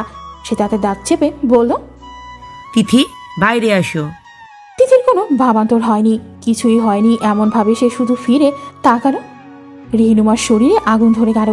অনেকদিন হলো সে রাগে না। চারিদিকের ঝামেলায় সে নিজের কন্ট্রোল হারালো। সে চেঁচিয়ে বলল, বাইরে এসো অসভ্য মেয়ে। এখন এই মুহূর্তে তুমি বাইরে আসবে। আর যদি না আসো তাহলে আজকে এই মুহূর্তে তোমাকে ধাক্কা মেরে এই বাড়ি থেকে বের করব। কি হয়েছে? রেহেনুমা চমকে চোখ তুলে তাকালো। দোতলায় নিজের রুমের বারান্দায় মাহবুব দাঁড়ানো। সে আজ এই সময় বাসায় কই সে তো জানে না। তার কণ্ঠ নামলো। তবে সে দমল না। মাহবুবের দিকে তাকিয়ে বলল, দেখেছো মাহবুব, তোমার মেয়ে কত অসভ্য। এতবার করে বলছি, এই মেয়ে কথা কানেই নিচ্ছে না। মাহবুব নির্বিকার ভাবে বলল, কি বলছো তুমি? আমি তো বলিনি, বলেছে তো তোমার মেয়ে। এই পাখিগুলো ছেড়ে দিতে? কত বড় স্পর্ধা আমার মেয়ের। রেহনুমা পুরো কথা শেষ করতে পারল না, তার আগেই মাহবুব বলল, হাবিব। জি স্যার। পাখিগুলো ছেড়ে দাও বলে মাহবুব ভেতরে চলে গেল। রেহনুমা স্তব্ধ, শুধু সে না, বাকি সবাইও স্তব্ধ। তিথি শীতল চোখে রেহনুমার দিকে তাকালো, তার মুখে বাঁকা হাসি। রেহনুমা আগুন চোখে তিথিকে কিছুক্ষণ দেখলো, তার শরীর রাগে কাঁপছে। রেহনুমা হনহনিয়ে সেখান থেকে চলে এলো। রেহনুমার রাগে দরজায় নক না করে সোজা ভেতরে ঢুকলো। রাগে তার চোয়াল শক্ত হয়ে আছে, তার হিতাহিত জ্ঞান নেই। সে খেয়ালও করলো না তার পেছন পেছনে সবাই চলে এসেছে। মাহবুব শান্তভাবে রেহনুমার দিকে তাকালো, তাকিয়ে বলল, ভদ্রতা ভুলে গেছো? কারো রুমে আসার আগে নক করতে হয়। রেহনুমা দাঁত চিবিয়ে বলল, আমি কারো রুমে আসিনি মাহবুব। মাহবুব হাসলো, হেসে বলল, তো কার রুমে এসেছো? বন্ধু, প্রেমিক, দেবর, নাকি নিজের বড় একটা অস্ত্র যাকে দিয়ে চালের পর চাল দিচ্ছ? রেহনুমা অবাক হয়ে তাকালো, এরপর মাহবুবকে দেখছে সে। এত তার সেই চিরচেনা মাহবুব না। সে কেঁদে ফেলে বলল, এতদিন পরে এসে তোমার এই মনে হচ্ছে মাহবুব? কি না করেছি আমি তোমাদের জন্য, নিজের সব বিলিয়ে দিয়েছি, আর আজ ওই তাইয়েবের মেয়ের জন্য আমাকে কথা শোনাচ্ছ, যে কিনা তোমাকে ফেলে চলে গেছে। মাহবুব গর্জে উঠল, শাট আপ! তিথি আমারও মেয়ে, সে তায়বার মেয়ে, আর তায়বা আমাকে ফেলে যায়নি, তুমি বাধ্য করেছিলে তাকে। রেহনুমা থমকে গেল। মাহবুব তার সাথে চিৎকার করে কথা বলছে, এখন মাহবুবকে দেখছে সে। মাহবুব রেহনুমার দিকে তাকিয়ে বলল, তুমি কারো জন্যই কিছুই করনি, যা করেছো তা হলো নিজের জন্য।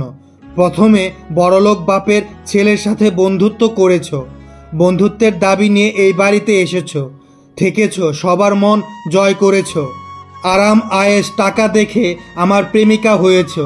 কিন্তু যখন দেখেছো আমার বউ হয়ে সেই সম্মান, সেই ক্ষমতা কখনো পাবে না, তখন আমার বড় ভাইকে ধরেছো। তারা তো আর জানতো না আমার সাথে তোমার কি সম্পর্ক। তারা ভাবতো আমরা বন্ধু, শুধু বন্ধু, তাই বড় ছেলের জন্য প্রস্তাব রাখে। আর তুমি সব কিছু এমনভাবে সাজিয়েছো যেন মা বাবার মুখের দিকে তাকিয়ে বিয়েতে রাজি হয়েছো, না করলে তারা খুবই কষ্ট পাবে। সি! আর আমিও ছিলাম বোকা, চোখ বন্ধ করে তোমার সব কথা বিশ্বাস করেছি। তুমি তোমার জীবন, তোমার স্বামী, তোমার সংসার নিয়ে সুখে থেকেছ। কই, তখন আমার কথা তো চিন্তা করনি? চিন্তা তো করতে, শুধু করলে তখন থেকে যখন দেখলে তোমার স্বামী শুধু নামেই এই বাড়ির বড় ছেলে, কাজের ক্ষেত্রে তো এই মাহবুব। তখন তোমার হিসেব আবার এলোমেলো হলো। তুমি আমাকে ভালো করেই জানতে, যতই ভালোবাসি না কেন বড় ভাইয়ের বউকে আমি কখনো অন্য চোখে দেখব না। তাই প্ল্যান অন্যভাবে সাজালে, স্বামী সংসার দেবরদের এমনভাবে আগলে ধরলে তারা তোমাকে ছাড়া যেন কিছুই না বোঝে। হলোও তাই, সব ক্ষমতা তোমার হাতের মুঠোয়। কিন্তু সমস্যা হলো, মা যখন আমাকে বিয়ে করাতে চাইলেন, তুমি ভালো করেই জানতে বিয়ে হলে তোমার এই ক্ষমতা থাকবে না। কারণ যার স্বামীর ক্ষমতা বেশি তার জোরও বেশি। তাই এমন একজনকে দরকার যে তোমার কথায় উঠবে আর বসবে।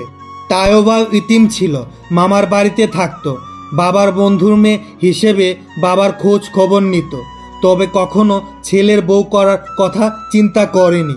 তবে তুমি তাকে ভাবতে বাধ্য করেছ। রকচটা ঘাটতেরা ছেলে তার, এর জন্য এরকম মেয়ে ভালো।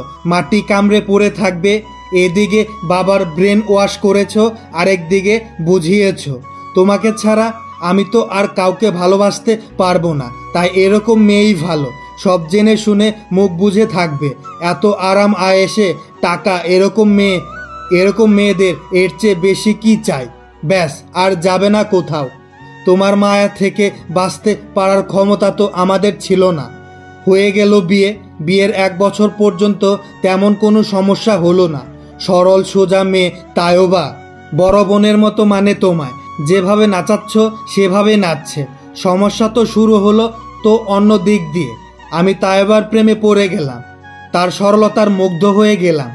আর কেউ না বুঝলেও তুমি বুঝে গেলে, আর তা তোমার সহ্য হলো না। যে তোমার জন্য পাগল ছিল সে সাধারণ একটা মেয়েকে ভালোবেসে এটা তুমি মানতে পারলে না। ব্যাস শুরু হলো নতুন করে চাল। আমিও বোকা, সেই চালে পা দিলাম অনায়াসে। তাইবা কনসিভ করলো। তুমি ছলে বলে কৌশলে আমাকে বোঝাতে লাগলে এই বাচ্চা আমার না। আমার 2 মাসের কাজের জন্য মালয়েশিয়াতে গিয়েছিলাম, সেটারই সুযোগ নিলে তুমি।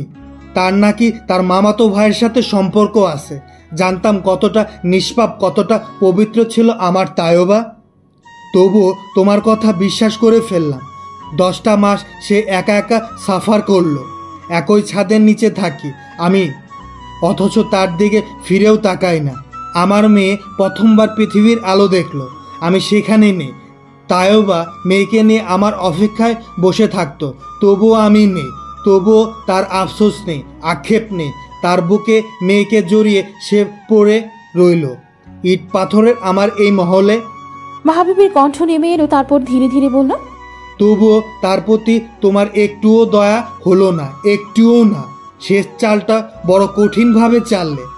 বললে না সহ্যের একটা সীমা আছে, সে সব সহ্য করেছে।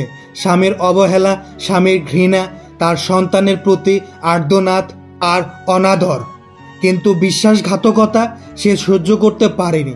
সেদিন আমি স্টাডি রুমে ছিলাম, তুমি জানতে তাইবা কিছুক্ষণ পরে এদিক দিয়ে যাবে। দৌড়ে এসে আমাকে জড়িয়ে ধরলে আর আমাদের পেছনের সব কথা একে একে বলতে লাগলে। আমি অবাক হয়ে গেলাম, এতদিন পরে তুমি এসব কেন বলছো?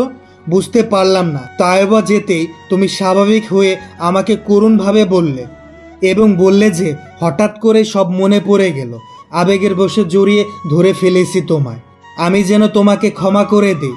আমি তখন বুঝতেই পারিনি কি করছো তুমি। সেই সব মেনেও আমাকে চেয়েছিল, কিন্তু বড় ভাবির সাথে সম্পর্ক সে মানতে পারেনি। সরল সোজা তাইবার মনে কতখানি ঘৃণা তৈরি করেছিল জানো তুমি? সেদিন থেকে তাইবা বদলে গেল, হয়ে গেল একদম চুপ। সে চুপ হতে হতে হারিয়ে গেল আমার জীবন থেকে। আমি জানতেও পারলাম না। আর হারিয়ে যাওয়ার আগে সে আমাকে কি দিয়ে গেছে জানো রেহনুমা? Divorce paper. আমার সাথে নামমাত্র সম্পর্ক রাখতে চায় না সে। আর কি দিয়েছে জানো? প্রমাণ, তার সম্মান আর সন্তানের প্রমাণ। DNA test paper. কত কষ্ট হয় জানো যখন নিজের সন্তান আর সন্তানের পরিচয় প্রমাণ দিতে হয়? তুমি জানো রেহনুমা, জানো? রেহনুমা ঢোকিল, গিলে মাহবুবের দিকে তাকালো। অনেকদিন পর আজ সেই পুরনো মাহবুবকে দেখলো। সেই রাগ, সেই তেজ যা যেতে যেতে তাইবার নিয়ে গিয়েছিল। মাহবুব বড় একটা শ্বাস ফেলে আবার বলল, দাঁত থাকতে আমি দাঁতের মর্যাদা বুঝিনি, পাগলের মতো খুঁজেছি। একবার পায়ে পড়েও ক্ষমা চেয়েছি। আমার মেয়েকে একবার বুকে জড়াতে চেয়েছি, পাইনি, কোথাও পাইনি। সে খবর কি তুমি রেখেছো? রাখুনি। তুমি আনন্দ উল্লাসে ব্যস্ত। তুমি কি করেছো? কেন করেছো? কিভাবে করেছো? সেটা আমি ধীরে ধীরে বুঝেছি। তবু আমি তোমাকে কিছু বলিনি। এই ভালোবাসার অপরাধে তুমি আমার জীবন তছনছ করে দিয়েছো। আমি তখনও কিছু বলিনি। জানো কেন? জানো, আমি শেষ হয়ে গেছি। আমি আমার পরিবারকে শেষ করতে চাইনি, কারণ তারা তোমাকে অন্ধের মতো ভালোবাসে। আর যতটুকু দোষ তোমার ছিল তার চেয়ে 1000 গুণ বেশি আমার ছিল। কেন আমি আমার ভালোবাসা বিশ্বাস রাখতে পারিনি? কেন আমি সরল সোজা নিষ্পাপ মেয়েটার দিকে একবারও তাকাইনি? কেন একবারও তার দিকটা জানতে চাইনি? আমার মেয়ে এসেছে, যে কারণেই হোক এসেছে। সে এসে আমাকে কি দিয়েছে এটা তুমি জানো না রেহনুমা? জানো না কতদিন আমি শান্তিতে ঘুমাই না। যেদিন এই মেয়েটা এসেছে সেদিন অনেক দিন পর আমি শান্তিতে ঘুমিয়েছি। দেখো, এটাও তোমার সহ্য হলো না, আবার চালতে শুরু করলে। আমি বুঝলাম সেদিন এত কিছু বলেও আমি চাইলেও তোমার তৈরি তাসের ঘর তখনই ভেঙে দিতে পারতাম, কিন্তু আমি দেইনি। কেন দেইনি জানো? কারণ আমি জানি এইবার তোমার সামনে সেই সোজা সরল তাইবা না, তাইবার মেয়ে দাঁড়ানো। সে ভালো করেই জানে তাকে কখন কি করতে হবে, কিভাবে করতে হবে। আর সে এও জানে মাহবুব যদি তার পরিবারের জন্য চুপ থাকতে পারে, তার মেয়ের জন্য মুখ খুলতেও পারে। এই যে দেখো, সে কিন্তু সেটাই করেছে। যে দাবার গুটি তুমি এতদিন নিজের মতো চালিয়েছ, সেই গুটি দিয়ে সে তোমাকে মাত করেছে। মাহবুব হাত উঁচু করে দরজার দিকে দেখালো। রেনুমা মাহবুবের হাত বরাবর তাকালো। সে পড়ে যেতে যেতে ও দেয়াল ধরে দাঁড়ালো। দরজার সামনে সবাই দাঁড়িয়ে আছে। সে চোখ বন্ধ করে ফেললো। শরীর কাঁপছে, তার মাথাও ঘুরছে। সব শেষ করে ফেলেছে সে, সব শেষ। মাহবুব হাসলো, হেসে বলল, তিথি ভালো করেই জানে কাকে কিভাবে শাস্তি দিতে হয়। তোমাকে সে নানাভাবে দিতে পারত, তবে নিজের তৈরি সাম্রাজ্য নিজের হাতে ধ্বংসের মতো বড় শাস্তি আর কি হতে পারে। এই পর্যন্ত তুমি যা করেছো সব করেছো ঠান্ডা মাথায়। তুমি কি কখনো রেগেছো রেহনুমা? না, তুমি চাল চেলেছ, সে তোমাকে চেলেছে। তোমার তৈরি খেলাঘর তোমাকে দিয়েই ভেঙেছে, কারণ সে জানতো সে হাজারবার বললেও তার মায়ের সাথে যে অন্যায় হয়েছে তা কেউ বিশ্বাস করবে না। যে কালো পট্টি বছরের পর বছর ধরে তুমি বেঁধেছ তা সহজে খুলবে না, তাই তো সে এসেছে। তা না হলে যে ঘর থেকে তায়বা এক কাপড়ে তার মেয়েকে নিয়ে চলে গিয়েছিল, সেই ঘরে তায়বার মেয়ে কখনো ফিরে আসতো না। যে খেলা তুমি শুরু করেছিলে সে খেলা তায়বার মেয়ে এসে শেষ করলো। তুমি তোমার সাম্রাজ্যর দিকে তাকাও তো রেহনুমা, কি দেখতে পাচ্ছ? মাহবুব চুপ হলো। হাঁপিয়ে গেছে সে। বড় একটা নিঃশ্বাস ফেলে রুম থেকে বেরিয়ে আসলো। দম বন্ধ হয়ে আসছে তার। কোথায় গেলে একটু শান্তি পাবে? সবাই স্তব্ধ হয়ে দাঁড়িয়ে আছে। থাকুক, অপরাধ করেছে সবাই। একজনকে চোখ বন্ধ করে বিশ্বাস করার অপরাধ, আর অপরাধের শাস্তি একদিন না একদিন ভোগ করতেই হয়। শোয়েব তিথির পাশে এসে দাঁড়ালো। মেয়েটা এখনো শূন্য খাঁচার দিকে তাকিয়ে আছে। আজ অবশ্য চোখে মুখে কোনো মুগ্ধতা নেই, কেমন যেন একটা বিষণ্ণতার ছায়া। ভেতরে এত কিছু হলো, সে সেখানে যায়নি। শোয়েবও অবশ্য বেরোয়নি। অন্যের বাড়ির ঝামেলায় তার থাকতে ইচ্ছা করে না। আরেকজনও যায়নি। সে শোয়েবের বারান্দায় দাঁড়িয়ে নির্বিকারভাবে সিগারেট খেয়েছে, যেন বাড়ির ওই প্রান্তের ঝড়ে তার কিছু আসে যায় না। তবে শোয়েব জানে এই যে নির্বিকার এলেবেলে ছন্ন ছাড়া দেখতে ছেলেটা, এর ভেতরেই সবচেয়ে বেশি ভাঙছে। ঝড়ে ছিন্ন ভিন্ন হচ্ছে। নিজের মায়ের ঘৃণিত রূপ কারোরই ভালো লাগে না, তবে তা কেউ জানবে না, কাউকে সে বুঝতেও দেবে না। শোয়েব মনে মনে একটা দীর্ঘশ্বাস ফেলে বলল, তো তো তিথি প্রজাপতি কবে উড়াল দিচ্ছেন? তিথি শোয়েবের দিকে তাকালো। তাকিয়ে স্বাভাবিকভাবেই বলল, কাল কাল সকালে। কখনো যদি এসব ঝামেলা থেকে মুক্তি পাই তবে যাব একবার আপনার কাছে। দেখবো ইউএসের আকাশে প্রজাপতিরা কিভাবে উড়াউড়ি করে। যদিও সম্ভাবনা খুবই কম, বাবা সব করতে পারলেও আমাকে দিয়ে মিথ্যা কথা বলাতে পারবেন বলে মনে হয় না। তিথি বিষণ্ণভাবে হাসলো, তবে কিছু বলল না। শোয়েব নিজে থেকেই বলল, আমি যাকে খুন করেছি সে ছিল আমার বোনের ধর্ষক আর হত্যাকারী। আপনি বললেন না বড়লোক বাপের ছেলে মেয়েদের বড় বড় অপরাধ ছোট মনে হয়, তারটাও হয়েছিল। তাই আরেক বড়লোক বাপের ছেলে হয়ে তা ছোট ভুলে ছোট একটা শাস্তি দিয়েছে। এই শাস্তির জন্য পরিণাম যাই হোক আমার কোনো আফসোস নেই। তিথি এবারও কিছু বলল না, শুধু নিষ্পলকভাবে তাকিয়ে রইল। কি বলবে সে? এই পৃথিবীতে সব শাস্তি গুলো কি ভালো ভালো কিছু মানুষদের জন্যই? শোয়েব একটা ডায়েরি তার দিকে বাড়িয়ে দিল। তার হাতেই ছিল, সে খেয়াল করেনি। তিথি প্রশ্নবোধক ভাবে তার দিকে চাইল। আপনার মা এই বাসায় থেকে তার কিছুই নিয়ে যায়নি, এই ছোট ডায়েরিটাও না। এই ডায়েরিতে শুধু সে তার ভালোবাসা, ভালো লাগার অনুভূতিগুলো লিখেছিল। রেনুমা আন্টি সবকিছু আড়াল করেছিলেন, তবে সত্যি কি পেরেছিলেন? এটা নোমানের কাছে ছিল, অনেক আগে থেকেই ছিল। এই ডায়েরিটা পড়েই সে জেনেছে কিভাবে একটা মানুষকে তার সবকিছু উপেক্ষা করে তীব্রভাবে ভালোবাসা যায়। তিথি হাত বাড়িয়ে ডায়েরিটা নিল। সে তার মায়ের ভালোবাসার দিকটা কখনো জানতে পারেনি। সে শুধু দেখেছে নিষ্প্রাণ একটা মানুষকে, যে তার মেয়েকে নিয়ে বেঁচে থাকার জন্য অবিরাম যুদ্ধ করছে। সে ডায়েরিটা বুকে জড়িয়ে ধরল। তার মা, তার মায়া মমতাময়ী মা। কি হতো তার জীবনটা এমন না হলে? সে চোখ তুলে নোমানের বারান্দার দিকে তাকালো। সেখানে কেউ নেই, শুধু শূন্য বারান্দা। তার বাবা মার কর্মফল সব ছেলে মেয়েদেরই ভোগ করতে হয়, সেটা ভালো হোক আর খারাপ।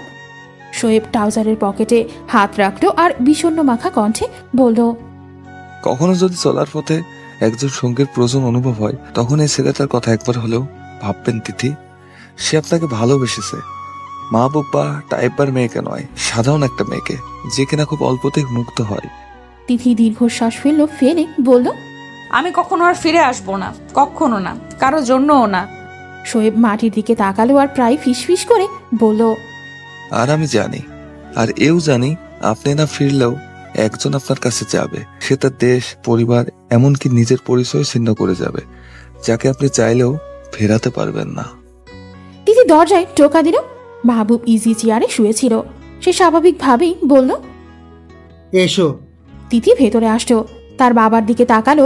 তিথির মনে হলো এই কয়েকদিনে এই মানুষটার বয়স অনেকটাই বেড়ে গেছে। মাহবুব উঠে বসলো। বসে বলল, দাঁড়িয়ে আছো কেন, বসো। তিথি চুপচাপ তার সামনে বসলো, তবে কিছু বলল না। মাহবুব নিজে থেকেই বলল, কাল তাহলে চলে যাচ্ছ? আপনি জানতেন? হ্যাঁ, যখন বললে ফরিদপুর, তখন একটু খোঁজ খবর করেছিলাম। আর কিছু জানেননি? মাহবুব নিস্তেজ ভাবেই তিথির দিকে তাকালো। তিথির মনে হলো তার সামনে বসা এই মানুষটার ভেতর ভেঙে চলে যাচ্ছে। তবুও কি নিশ্চুপ তিথি এখন বুঝলো সেও কেন এমন। তিথি তার মায়ের ছবির দিকে তাকালো আর আপন মনেই বলল, আমরা ভালো ছিলাম, সত্যি ভালো ছিলাম। বাবার খামতি আমার সিধে সাধা মা কখনো বুঝতে দেয়নি। এই দুনিয়াটা নিষ্ঠুর, তার চেয়েও বড় নিষ্ঠুর উপরে যে আছে, সে বেছে বেছে তার সবচেয়ে প্রিয় বান্দাদেরই বেশি কষ্ট দেন। মার ক্যান্সার ধরা পড়লো, কি যে অসহনীয় যন্ত্রণা, আমি সহ্য করতে পারতাম না। দৌড়ে নিয়ে যেতাম কাছের এক সরকারি হসপিটালে। তারাও কি করবে, 2 দিন রেখে ফিরিয়ে দিত। ক্যান্সারের চিকিৎসা করাবে, ভালো হসপিটালে যাব, টাকা কই? আমি দিশা পাই না। ঠিক করলাম আপনার কাছে আসব। আপনার কাছে তো টাকার অভাব নেই। অসহায় একটা মেয়ের মাকে না হয় ভিক্ষা হিসেবেই দিলেন। মা কিভাবে যেন বুঝে গেলেন। আমাকে টেনে পাশে বসিয়ে হাত ধরে কোমল সুরে বললেন, আমি তোর বাবার টাকায় বেঁচে থাকার চেয়ে বিনা চিকিৎসায় মরলেও শান্তি পাবো। তুই আমাকে এই শান্তিটুকু দিবি না মা? তিথি বিষণ্ণভাবে হাসলো। হেসে বলল, একটা মানুষকে কতটুকু ঘৃণা করলে মৃত্যুর কষ্টকেও সুখ মনে হয়, সেটা কি জানেন? তিথি ঘাড় ঘুরিয়ে মাহবুবের দিকে তাকালো। মাহবুব পাথরের মতো বসে আছে, তার চোখ থেকে টপ টপ করে পানি পড়ছে। তিথি চোখ ফিরিয়ে নিল, আপন মনে আবার বলল, 3 মাস অসহনীয় কষ্ট ভোগ করে মা মারা গেলেন। মা মারা যাওয়ায় আমি একটুও কাঁদলাম না, কষ্ট পেলাম না। মনে মনে বললাম, যাক এবার একটু শান্তিতে ঘুমাক। মা মারা যাওয়ার পরে আমি হয়ে গেলাম এতিম। মা ছিল যেমন, আমি হয়ে গেলাম তেমন। ডানে বামে কেউ নেই, কোনো চিন্তাও নেই। তখন মনে হলো, এ যে আমার মা, এত সব থেকে এই পৃথিবীতে কষ্ট করে গেলেন, অথচ যারা এর জন্য দায়ী তারা সুখের সাগরে ভাসছে। তাদেরও একটু শান্তি পাওয়া দরকার, তাদেরও জানা দরকার কষ্ট কি জিনিস। মার পরিচিত এক স্যার ছিলেন, সে মার ব্যাপারে সবই জানতো। মা মারা যাওয়ার পরে সে এগিয়ে আসলেন। থাকতাম মার দুঃসম্পর্কের এক ভাইয়ের কাছে, আর লেখাপড়ার খরচ দিতেন সে। তিথি আবার হাসলো অবজ্ঞার হাসি। হেসে বলল, মাহবুব আহমেদ, বিশিষ্ট ব্যবসায়ী মাহবুব আহমেদ, তার একমাত্র মেয়ে বেঁচে আছে মানুষের দয়ায়। ভাবা যায়। যাক, সেই স্যারই আমার জন্য সাহায্যের চূড়ান্ত করলেন। তার এক পরিচিত প্রফেসর ছিলেন, যে কিনা প্রতি বছর কয়েকজন মেধাবী ছাত্রকে বিদেশে পাঠান, ফুল এইড দিয়ে, full free studentship with aid, শুধু লাগবে টিকিটের খরচ। সে কিভাবে যেন আমার জন্য সব ম্যানেজ করে ফেললেন। ডেটও পড়ে গেল। তখন আমার মনে হলো, চলে যাব এই শহর, এই দেশ, সব ফেলে চলে যাব। হয়তো এখানে ফিরে আসার দ্বিতীয় কোনো কারণ থাকবে না। তাই যাওয়ার আগে হিসাবটা একটু মিটিয়েই যাই। একজন এত অপরাধ করে সংসার, স্বামী, সন্তান নিয়ে শান্তিতে থাকবে, আর আমি এমনি চলে যাব, তা কি করে হয়? তাই যাওয়ার আগে একটু আগুন লাগিয়ে দিয়ে যাই, অন্তত আফসোস তো থাকবে না। তাই আসলাম, হিসেব মিটমাট করলাম। মাহবুব চোখ মুছে উঠে দাঁড়ালো। তার অস্থির লাগছে। যখন থেকে তাইবার ব্যাপারে জেনেছে, তখন থেকে কি অসহনীয় যন্ত্রণা। এই যন্ত্রণার শেষ কোথায় সে জানালার পাশে গিয়ে দাঁড়ালো। ঢোক গিলে বিষণ্ণভাবে বলল, আর আমার শাস্তি, সেটাও বাকি রয়ে গেল। তাই আবার সবচেয়ে বড় অপরাধী তো আমি ছিলাম। তিথি হাসলো। হেসে উঠে দাঁড়ালো, দাঁড়িয়ে বলল, নিজের মেয়ে নিজের বাবাকে বাবা বলে না, এমনকি স্বীকারও করে না। মৃত্যুর সময় তার লাশটাও দেখতে আসবে না। এর চেয়ে বড় শাস্তি কি হতে পারে মিস্টার মাহবুব? মাহবুব চমকে পেছনে ফিরে তাকালো। তিথি তাকে বাবা বলে স্বীকার করে না। সে জানে, তবুও তার মুখে নিজের নাম ছুরির মতো যেন বুকে আঘাত করল। সে করুণ চোখে তার মেয়ের দিকে তাকালো। কি শান্ত আর মায়াবী একটা মুখ! এই মায়াবী মুখের মেয়েটাই কখনো খুব নরম, আবার কখনো ইস্পাতের মতো কঠিন। তার খুব ইচ্ছে হলো মেয়েটার মাথায় একটু স্নেহের হাত রাখতে আর বলতে, ক্ষমা করতে হবে না, যা মন চায় শাস্তি দে, তবুও বাবার চোখের সামনে থাক। তবে সাহস হলো না। কত হতভাগা বাবা সে! হ্যাঁ, এটাই তার শাস্তি, তাই এবার দেওয়া নীরব শাস্তি। এই শাস্তি তাকে ভোগ করতে হবে মৃত্যুর আগ পর্যন্ত। তিথি আর দাঁড়ালো না, সে বাইরে বেরিয়ে এলো। তার সব হিসেব শেষ। তিথি বের হলো খুব ভোরে, ঠিক মতো আলোও ফোটেনি। তাকে শুধু বিদায় জানালো বৃদ্ধ মরিয়ম বানু। সে তিথিকে জড়িয়ে ধরে কাঁদলো আর কাঁপা কাঁপা কণ্ঠে শুধু বলল, ক্ষমা করিস দাদু ভাই, পারলে আমাদের ক্ষমা করিস। তিথির মধ্যে কোনো ভাবান্তর হলো না। সে স্বাভাবিকভাবেই রওনা দিল। সে যখন রওনা দিল তখন আকাশ থেকে গুড়ি গুড়ি বৃষ্টি পড়ছে। তার মার কাছে শুনেছে সেও এই বাসা থেকে যখন বের হয়েছিল তখনও নাকি বৃষ্টি ছিল। গুড়ি গুড়ি বৃষ্টি না, তার মা বলতো ইলশে গুড়ি। তাকে বুকে চেপে এই এরকমই ইলশে গুড়ি মাথায় নিয়ে তার মা চলেছিল এক অনিশ্চয়তার পথে। আজ সেও যাচ্ছে। সে জানে না সামনে কি আছে, তবে এটা জানে সে তাইবার মেয়ে, আর সব সংকটের মোকাবেলা সে করতে জানে। গাড়ি চলতে চলতেই তিথি নিজের অজান্তে একবার পেছনে ফিরে তাকালো। ভোরের আধো আলো আধো অন্ধকারে গোলাপি বাগান বিলাসের নিচে কেউ একজন এসে দাঁড়িয়েছে। সে মুখ দেখতে পারল না, তবে তার হাতে থাকা অন্ধকারে জলজল করা সিগারেটটা ঠিকই দেখতে পেল। আর যতক্ষণ দেখা যায় সে তাকিয়েই রইল। সমাপ্ত।